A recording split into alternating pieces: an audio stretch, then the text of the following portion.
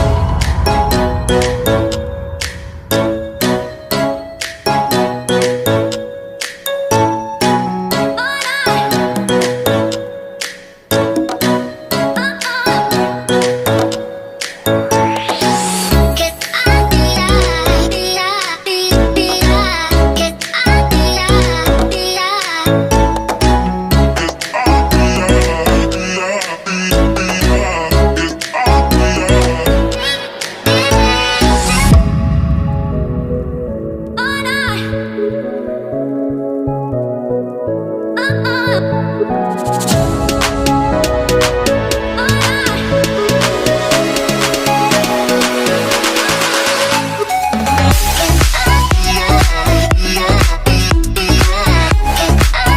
Guys, जैसे कि आप लोगों ने रेसिपी तो देख ही ली है और अब आपको कमेंट करके बताना है कि आपको हमारे गाजर की हलवे की रेसिपी कैसी लगी।